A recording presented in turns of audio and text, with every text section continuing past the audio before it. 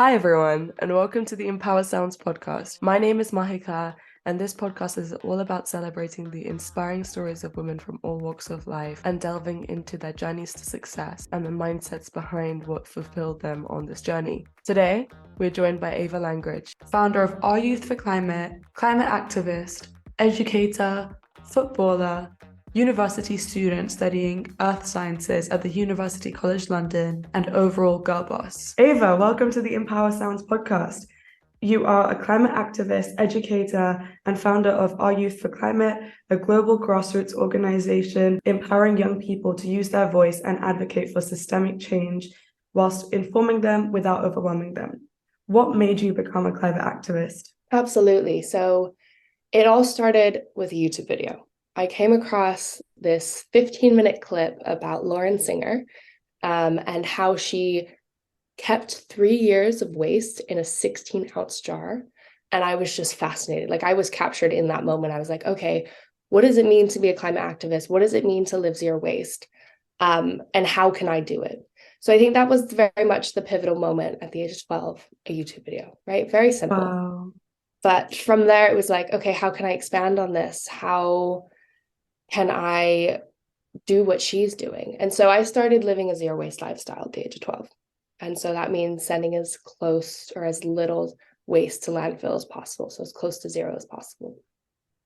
And essentially from there, it's shifted from living sustainably to realizing we need systemic change. And so my title has since shifted. And I feel like climate activist encompasses all that I want to do and all that I want to be, without being super restrictive and keeping just the title of like zero waste, sustainable individual. So yeah, that's where that title came. That is so interesting. And so you live a zero waste lifestyle now? I did. It has since it's not been as good since I was 12, because I realized that I don't have the capacity and energy to do that. And while individual actions really do matter, and in my journey, they were very much foundational, and I'm grateful I went through that, I don't feel like they're as important as I once thought they were. And yes, obviously, I do my best in every aspect that I can, but I am far from perfect. I make mistakes all the time. And I'm a university student, so it's quite difficult on, a tight budget for one, and like with limited access to sustainable products. I'm in the UK, right, in London, and so there's a lot of packaging, for example, around food. So I want to be, and I do as well as I can, but I'm not as good as I used to be when I was younger. That is so interesting. I was just going to ask because you're a university student at the University College London studying earth sciences, if I'm correct, Yes. and you live in student accommodation. So how does that work with like trying to be as zero waste as possible and reducing kind of waste and being sustainable? Because my experience in student accommodation was anything but sustainable and eco-friendly. It was, if anything, a bit hazardous. Like it was disgusting. Oh, fully. It's been very, very difficult. We have in our kitchen, we have a waste bin, and we have a recycling. Um, I'm used to having a compost back home in San Francisco. So for me to throw my food waste out in a bin is very like hard, honestly, because it's not a habit I'm used to. And so that's one thing that's very difficult, is just the fact that I don't have a compost, and I know I'm sending this food to landfill and it's just going to sit and emit more CO2. And then the recycling is there, and obviously recycling is better than landfill, but there's still so much waste and emissions that go out because of the recycling process that it's not the solution. And that's an illusion that recycling gives. But those are my two options now, which aren't great. But I do my best to recycle as well as I can and rinse everything out, make sure the glass is going in there, and I sort all the materials. And I'm just, setting it up as like setting those products up for success in the recycling process as well as I can. But I live with flatmates that don't do that. And so, not because they don't want to, because they don't know how. And so I've done my best to try to educate them throughout the year, but it's quite difficult to get 7 people on board when you don't really see them all the time. And so one thing that not a lot of people know is if any bit of recycling is contaminated with food waste or like food oils and things like that, it's not recyclable. So if I, for example, put a bit of cardboard in there or a piece of paper and it's perfect and ready to be recycled, and then my flatmate comes in and puts something that has food waste on it, and it gets contaminated, that bit of paper and or cardboard will not get recycled. So it's like, as hard as I try, it's not definitive that it will get recycled. Another thing that I do in accommodation is I walk to campus a lot, which is very, nice. I take public transportation. So those are two sustainable things that are just, inevitable, because I don't have a car as a university student. And I think one last thing is it's really interesting, the culture around secondhand shopping. It's a very big thing for people our age, and that's really exciting. So I've bonded with flatmates over that. And so that's definitely a conversation that comes up. Yeah, so those are a couple bits. Thank you for sharing that. That's so helpful and really insightful on how students can live more sustainably. There's so many things to unpack here. Firstly, I want to ask you, so you said you live with several people and you share a kitchen and you share communal living spaces, and you've talked about how they have various levels of awareness and inclination to act in a sustainable manner.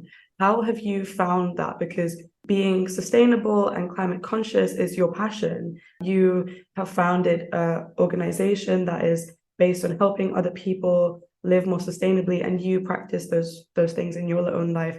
So how have you navigated living and being friends with people who either don't know, don't care, don't want to change? Do you find it difficult when you're having conversations and you want to bring in the climate into it and people are like, what are you talking about? This isn't a classroom conversation. Like, please stop talking, stop preaching. How do you navigate those kind of social dynamics?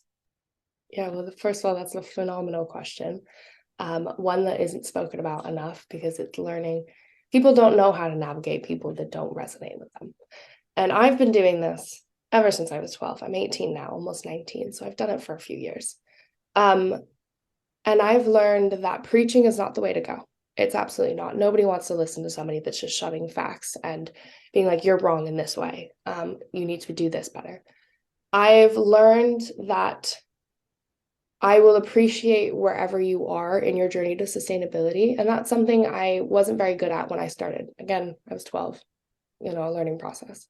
But I've learned that I can't judge and I don't judge wherever you are in your sustainability journey. So I take all of everyone's past life into consideration, whether they've had access to quality climate education, whether they've had a chance to have those conversations. And then I kind of, depending on the person, depending on the conversation, will respond differently. And so, for example, with somebody with a flatmate who doesn't know anything about sustainability or climate change or anything along those lines, or isn't necessarily interested in it, I'm not going to sit there and have like a full-on conversation with them and get into the nitty-gritty. I will make it very efficient and effective and just get my point across, and I will be quite blunt with it. Obviously in a respectful way, but I'll be like, hey, this bit of cardboard can't touch food, or you need to rinse out your glass because that's way that glass gets recycled and doesn't have food waste in it. And then I just feel like the conversations, I don't necessarily start conversations with people like that unless they initiate it, because it feels like if I were to, it would be me again, force feeding information and like I'm preaching. And I don't want to do that because it gives them the opportunity to come to me for information and I guess expertise.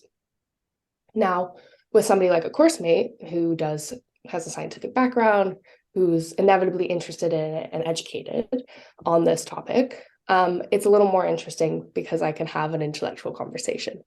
And so we get to dive into the nitty gritty. And I really, really appreciate that because that stimulates thoughts of my own, right? And it just gets climate conversations going, which are incredibly important in systemic change and having an impact. And so those conversations are definitely a lot more factual and scientific based. And it's like, we'll bring in the carbon cycle and all those stereotypical things. We'll also bring in like what's happening in the world, and who the president of COP28 is going to be, and how there's a political debate around that, and whether the Paris Agreement is making promises or to actually taking action and things like that, because I know for a fact that they have background in it, and I can trust that they're bringing in a educated perspective.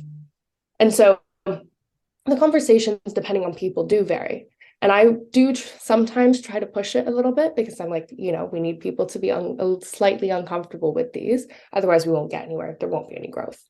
And so, for example, with older generations that are potential climate deniers, I'm like, I do it in a respectful way, but I definitely get my opinion out there, and also get information across. So to recap all of that, it's really just depends on the person, their background, their education, the skills and expertise they have. And I approach it, I think, on a case-to-case basis, because I know what will have the biggest impact on that individual. So I'm very individual focused in those conversations. That's incredible. Thank you for sharing that. I think it's just a testament to how amazing you are as a communicator about climate issues, and how that comes across in your work and your podcast. And to anyone that's listening, please check out Ava's podcast. I'm going to put it in the show notes.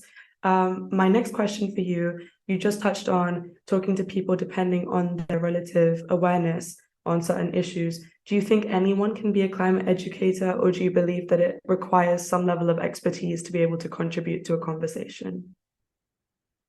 I think it's really hard to measure that level of expertise, right? You can measure it in job experience or just experience, yes, but to compare it from one person to another is quite difficult.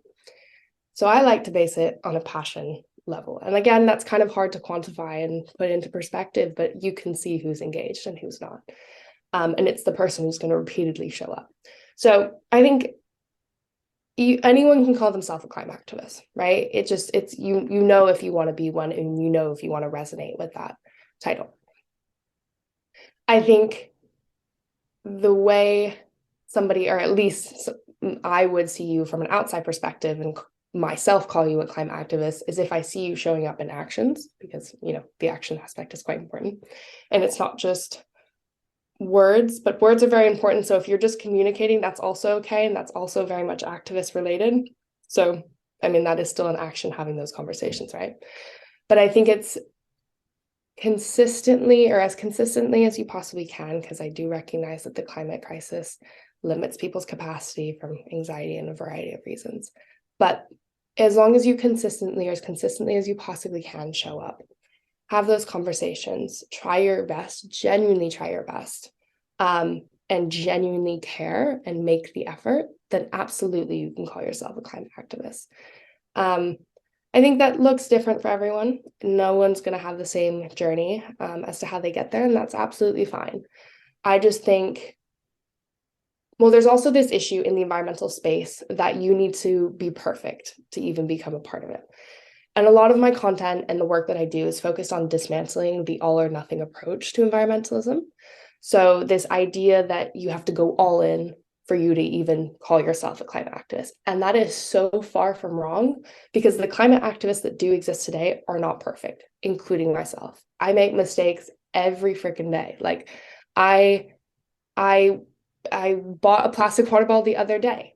That's not good for me, but I really, circumstances suggest or made it so I needed one, but I've used it 20 times since. And so it's like balancing it out, and that's okay, but it wasn't perfect, but I'm doing my best. And as long as you're genuinely doing your best, then I think there's no reason you couldn't call yourself a climate activist. That's so beautiful. Thank you. Okay, so I love the sentiment that everyone can be a climate activist. And I do geography and I care about the climate a lot as well. It is a passion of mine. But I acknowledge that not everyone feels the same way, because some people believe that not everyone contributes to the climate crisis equally, and therefore they shouldn't be equally as responsible, and it's not their problem. Specifically, people from marginalized communities, also older people who believe that they're going to die before the worst of the climate impacts kind of hits them. So what would you say to that? What would you say to the fact that everyone can be a climate activist, but should everyone be a climate activist? Again, wonderful question. And it's really important that you distinguish the two. I really appreciate that. So I think I also want to reiterate the whole concept of marginalized communities. They are the ones that are most affected by the climate crisis, and yet they're the ones contributing the least. That needs to be very clear. And so while they aren't the ones responsible, it is definitely the top 1% of the world, the richest people and the most, the richest countries as well. While the marginalized communities aren't the ones that are primarily contributing to it, they are the ones affected, right? And so inevitably with that comes this responsibility from at least the conversations I had with people that are from marginalized communities, that comes this responsibility of having to protect their people and their community from the crisis. And so while they acknowledge they aren't the ones contributing, they do feel this responsibility. And so marginalized communities and people who are disproportionately affected and those who experience climate injustice, they're also the ones at the forefront of the climate crisis. Unjustifiably so, but that's the case because they feel this responsibility. And so I think it's really important that we recognize that people sometimes don't have a choice. And so they, in theory, yes, if you look at it from afar, yes, they can have a choice, but they don't if they care about the community, you know what I mean? And so for the people that don't care and aren't affected, should they be a part of it? Yes. Because I think so for there to be systemic change, we need people from all backgrounds and all aspects of the system to partake and to change themselves, right? We're part of a collective, and we need that everyone from that collective to change in some way. And so I think if you can, it makes it a lot easier. But I think everyone should in the capacity that they can, because you should care. Like, I don't understand why people couldn't, because this is our actuality and it's very scary. And I can appreciate not everyone is as fearful as maybe our youngest generations, but I don't understand how you couldn't be. But if you aren't, then I think that's a personal issue on the topic that there needs to be some self-reflection. Why don't I care about the outside world? And why don't I care about my neighbor down the street? Why don't I care about my children and their grandchildren? And why don't I care about these marginalized communities? At that point, if you don't care about the climate crisis, it's because you haven't taken a minute to think about it in the bigger picture. And it's because you don't necessarily see other people as you see yourself, which is a personal issue, in my opinion. Now, this isn't to cause eco-anxiety and be like, oh my gosh, we need to freak out because there's other people that will be affected and future generations and all that. And while, yes, that's very much the case, it's important that you parallel that with action, and so that you're not just left with this inevitable, overwhelming, and depressing information about the climate crisis. And I can get into all of that if need be, but in super short, anytime you come across information, it's really important that you intertwine action, and so you're left empowered rather than overwhelmed. Wow. I was just about to ask you when you mentioned eco-anxiety. So eco-anxiety, which was a phrase coined by the American Psychology Association, is defined as the chronic fear of environmental change that comes from observing the seemingly unchangeable impact of climate change, and is associated with concern and overwhelm for future generations and current impacts. On your website, you have cited several sources on how to manage this, and you've just briefly touched on an amazing explanation on how you personally overcome this fear. But how else would you advise other people who are working towards making change, having these conversations, making progress, making changes in their lives, and still seeing the news articles of all of the disastrous things that are happening, hearing politicians denying the climate, hearing people pull out of COP26 and all of the other important climate accords, seeing that the targets that were set are not being met, what would you say to those people? I would say know your limits, know your capacity. Because if you don't know what it takes for you to reach burnout in the climate space, then you're going to reach it very, very, very quickly because it is like you said, a disastrous situation. It's overwhelming, it's depressing. And this is all like inevitable, right? Because it's a scary topic and it's a scary actuality. So it's really important that you know your limits and boundaries. And so you don't keep reading into media that's going to push you closer to that, closer to your limits. And you know how to filter the information you're receiving because there's the internet. You can constantly find all this information. It's inevitable. Like you can go down this rabbit hole of just depressing, right? And so you need to know your limits. And that's the number one thing.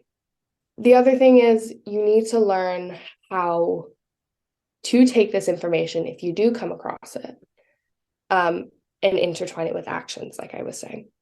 So let me give you an example to be a little bit more clear. Let's say I read about COP28 and the president. This first thing comes to mind because we just spoke about it. But COP28, the president of COP28 is the president of like one of the biggest oil companies in the world, which the irony in that is painful and very enraging, but that's an issue for another day.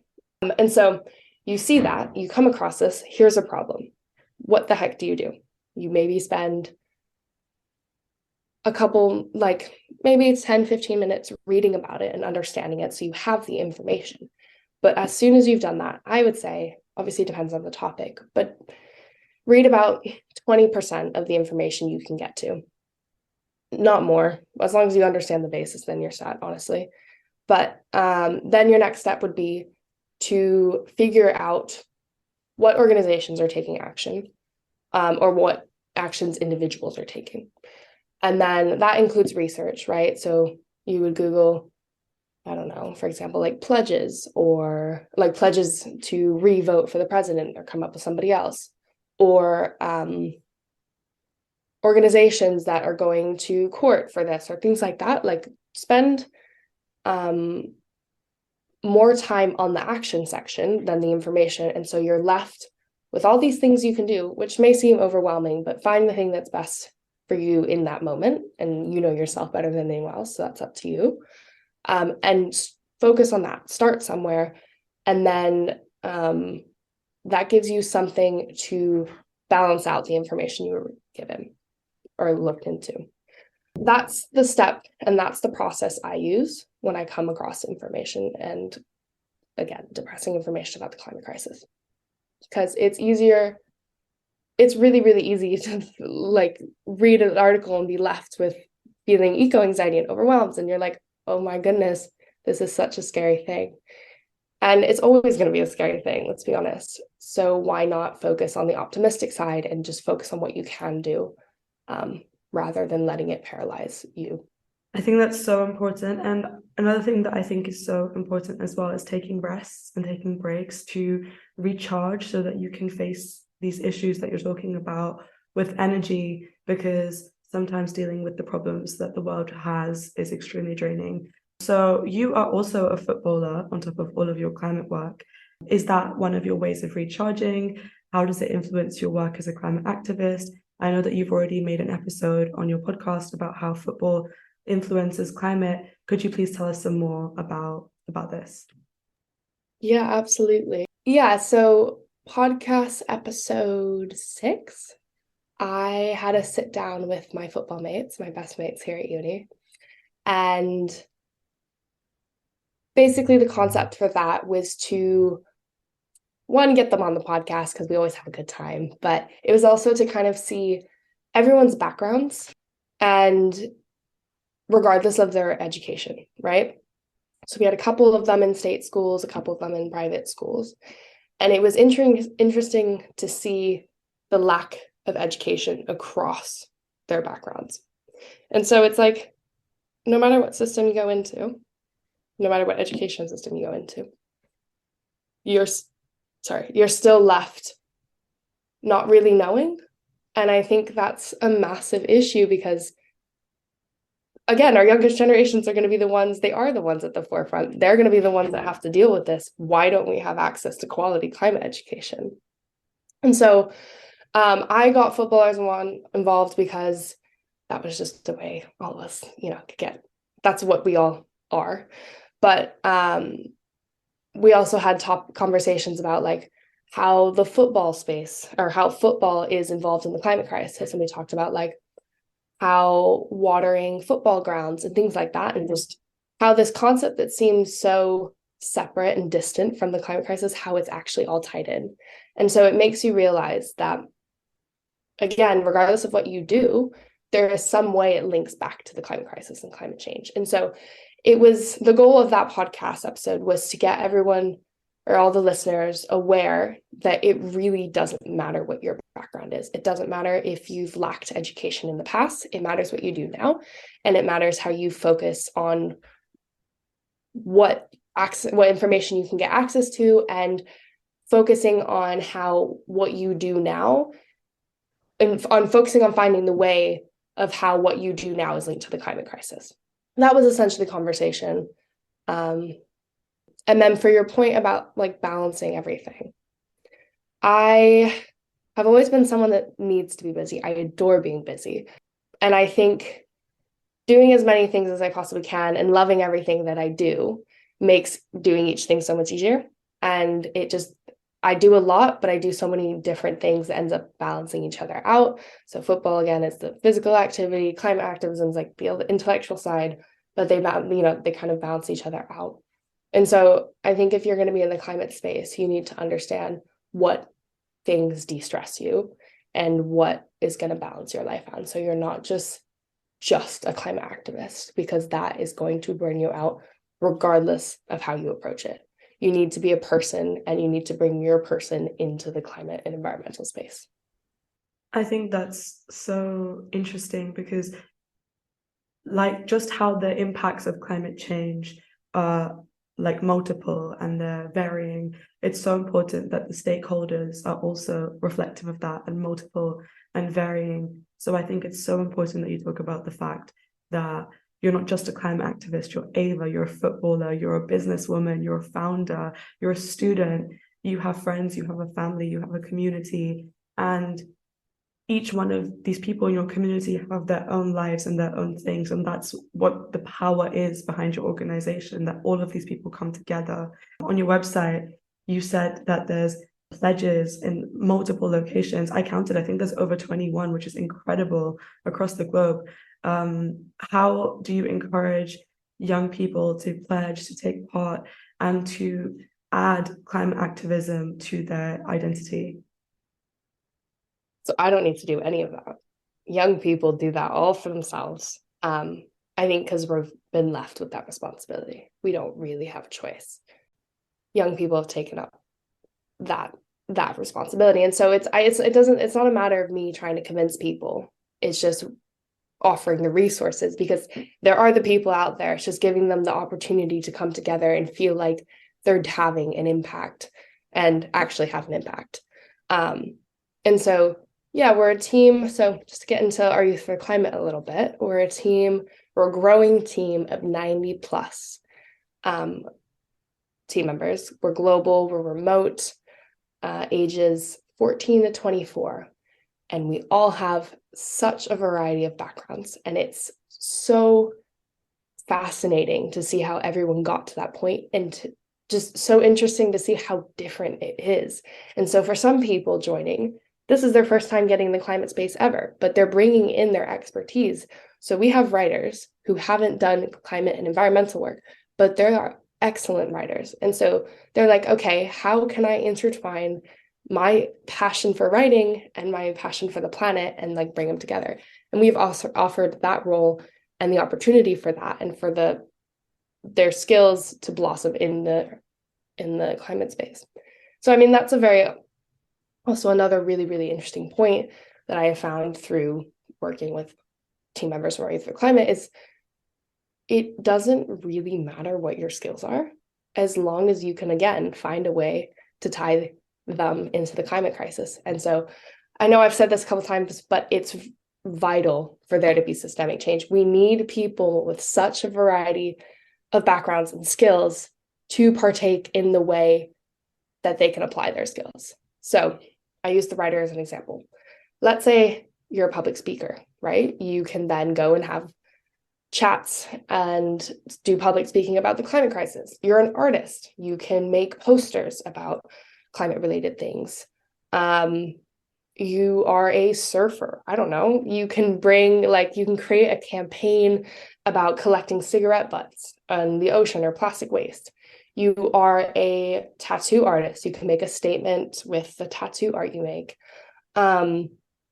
You're a teacher. You can bring those climate conversations to your classroom and impact the youngest generations. You are in the finance space. Bring in environmental policies and laws and things like that and apply them to your work in whatever way you can. I don't know much about that.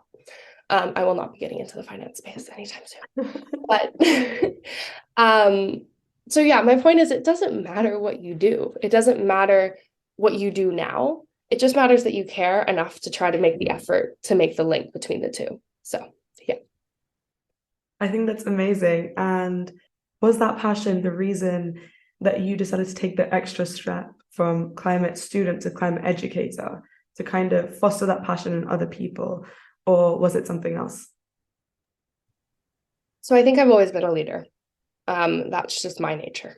And so I don't think I really ever made that transition. I think it was just who I was. So like I said, when I was 12, I transitioned into a zero waste lifestyle. And so I got my family involved. And so I very much, as a 12-year-old, led a family of 5 to go from sending 3 bags of waste to landfill every week to only like a half a bag in the span of 3 months. And yes, I was very, how could I say it? Aggressive with it. Let's be honest. You can ask my family members. But it was effective. I learned how to, I don't want to say manage people, but no, they're going to love hearing that. I think I learned how to do it in a more effective way. And again, didn't have the skills as a 12-year-old, but I've learned how to do that in an effective way. And basically, my point is I've always been a leader. I've always been the one driving it. And so the moment I realized climate education was tremendously lacking, according to UNESCO, only 53% of the world's national education curricula make any reference to climate change. And that's not even quality climate education. That is just a reference. And that is horrendous. Like, why is that the case when young people are at the forefront? Anyway, Our Youth for the Climate has a solution for that, which I'll get to in just a second. But once I realized like the aggressive lack of quality climate education, I was like, okay, what can I do to solve that? And so I went in, and this is at this point, I haven't received an official climate education. I still really haven't up until this point. It's all been me teaching myself. And yeah, I've had bits and bobs in like biology class, and I study earth sciences, so it's inevitable it comes up in conversation. But I still, and it truly lacks quite a bit of climate education in my degree, but I still have yet to receive any form of formal and quality climate education that gives me a well-rounded interdisciplinary approach. So I very much have taken initiative in my own education and my own learning. And throughout that process, I've also offered it. And so it's just been my journey. It's just been what I do. It's just, as I learn something, how can I share it? How can I get it back out into the world as fast as I can? And so I think I became a climate learner the same time I became a climate educator. That's really interesting. And to your point about curriculum, like I mentioned earlier, I do geography at university. So my story is different, but it's similar in terms of my interests and what I study and what I've been taught. And I had the privilege of being able to learn about the climate through my degree. However, I would also say that I'm relatively novice when it comes to climate issues. On your website, you say that your current and main goal is to create a curriculum that can be taught across the globe and improve climate education, as you said in your previous point. Do you think that this curriculum should reflect the various climate impacts and ideologies of place, and they should consider cultural, social, and political norms. Because, like you said, it needs to be systemic and it's different individuals in different places. So, how are you going to address that issue with your curriculum and make sure that it's not a one size fits all kind of blanket education? I'm really excited to answer this one because I don't think I've ever been so excited about something in my life as I have been with this curriculum. So it's called the OI4C curriculum. We started building it about a year ago, and we have taken our time with it. We've put the, building pieces together. We have broken it down. We are doing such an elaborative job on figuring out, like you said, like how do we build something that's so flexible depending on where you are and yet offer quality climate education. And so we are compiling a interdisciplinary list of topics and content. So just to give you an idea, we have the stereotypical scientific ones like emissions and pollution, natural preservation, all that fun stuff. And we've intertwined it with social and cultural topics because that's another thing that lacks in the climate space is the intersectional environmentalism. We have topics like the role of Indigenous peoples and communities in environmentalism. We have climate justice, eco-anxiety, things like that, that aren't spoken about in the classroom ever. So that was another thing that we were very much focused on. But to answer your question about flexibility, we are doing our very first trial runs come fall of 2023, and we are doing it through extracurricular. So it's outside of the classroom right now. And basically that gives the school the opportunity and flexibility to, figure out the hours. They can then go on and take the time that's needed for each topic that's best fit for them, and they will adapt it to their communities. So we have throughout the curriculum, we have very concrete facts and information that's just general knowledge, not general knowledge, but general information across the globe. And then the way we've made it flexible for each community to have it resonate with them is primarily through our activities and the conversations that are had on top of the topics and information that is given. So each topic is followed by an action, again, with this whole idea of trying to mitigate and stop the eco-anxiety that comes from learning all this information. And so each activity very much focuses on having the students get their community and their environment, the people in their environment involved, and so that they're learning at the same time about their local community and how they're impacted and how it resonates with them. And so that's probably how we have it more focused on keeping it flexible. I would also say our target demographic, or one of our target demographic, is marginalized communities. Again, because they're the ones at the forefront and yet they lack climate education. And so we're trying to get it to them. But a lot of the activities as well are like conversations and debates and things like that. And so that allows a lot of flexibility to, again, bring in their local community and how they're affected into that space. That's really interesting. And so intersectionality is an idea that you talk about in your podcast, and I think that fits into this notion of flexibility and making conversations nuanced. So just to our listeners who aren't familiar with the term intersectionality was an idea introduced by Kimberly Crenshaw in 1989 and is a framework of examining how different forms of social inequity and oppression intersect and interact with each other, particularly in the context of race, gender, class, sexuality, disability, and how they operate together to shape a unique experience. Why do you believe this is important, and how does this fit into your curriculum? Yeah, absolutely. So Leah Thomas, fascinating woman, is the one who came up with the concept of intersectional environmentalism and based it off the term coined by Kimberly Crenshaw, I think is what you just said. Just had a conversation with her. Again, fascinating woman. And brought up the really good point of how the focus of intersectional environmentalism is not just focusing on the planet, but also keeping the who and the people equally included. And so the way she framed it was, yes, there is this climate event that's happening that's caused by the climate crisis. This is not good. The planet is being affected. The wildlife and biodiversity is being impacted, but also who is being impacted. And the who in a lot of these conversations is always dismissed and not included. And I don't understand why that's the case, because the people are, we are the people.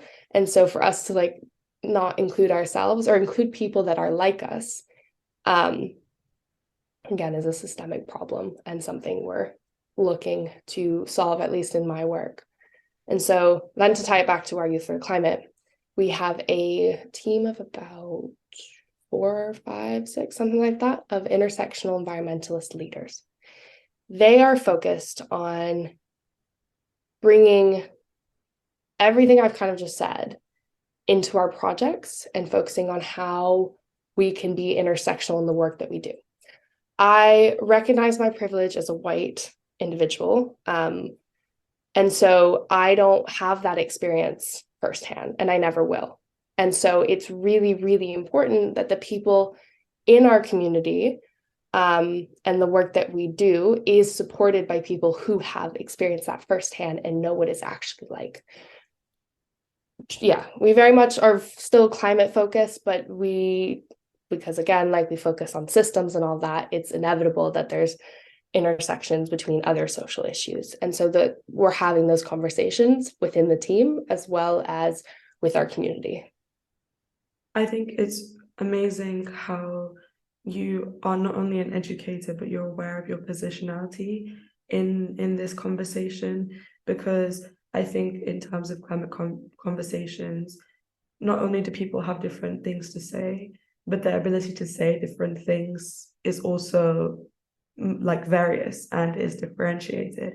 And I think it's so powerful and so crucial that you acknowledge that. And thank you for all of your amazing work. I have one last, this is like a rapid fire round question for you. So with all of your work with the climate and the issues that we face in today's society and in today's world, what angers you the most about the climate issues we face today, and what gives you the most hope? I love that. That's a hard one because quite a few things anger me about this and quite a few things give me hope.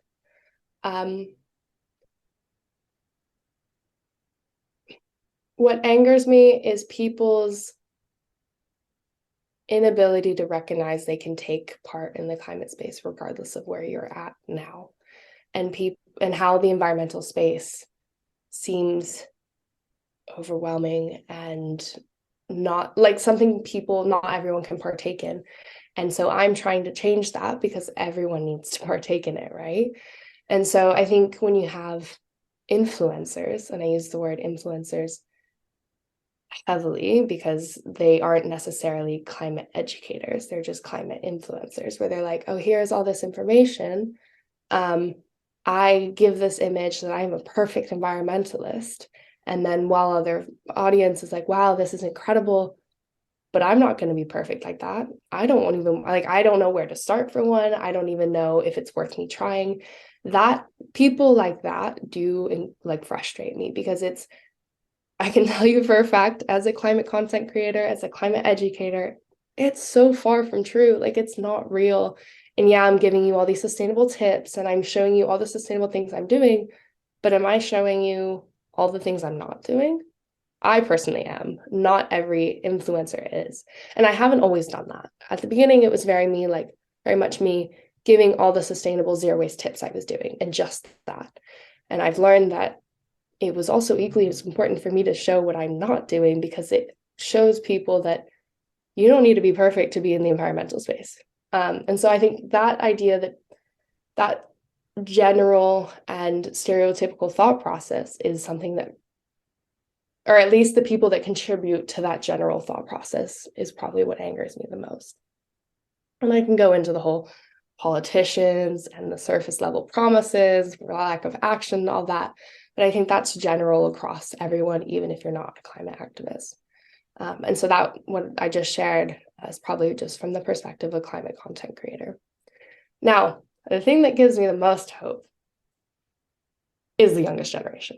I have been repeatedly and consistently reminded that young people are incredible. And young people that care about the climate crisis are incredible because they keep showing up.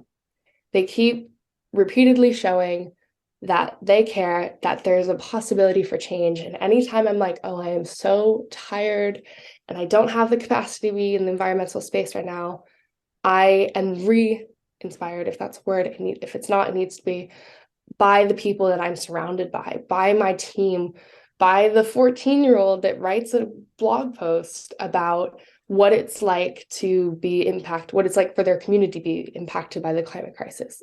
Like, it's things like that, the little things like that, that truly remind me why I do this. And it's honestly incredibly inspiring and amazing just to see it firsthand with the conversations I have and just with the team and people I'm surrounded with. And yeah, that's probably sappy and something you may hear a lot, but it's really what's kept me going this entire time. And it gives me a reason to keep pursuing environmentalism. And it just reminds me how much I do genuinely care. Thank you. Thank you, first of all, for your time today. And thank you so much for all of your amazing and incredible insights. And lastly, thank you for all of your work.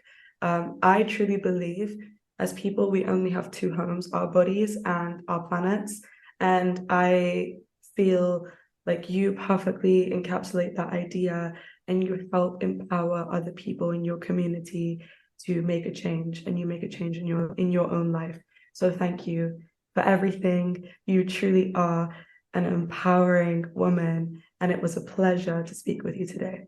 Thank you so much for having me on this podcast. I'm truly honored to have gotten the chance to just share my story and just share what I do. Thank you for listening to this episode of the Empower Sounds podcast. Stay tuned every Monday for your weekly dose of inspiration and entertainment.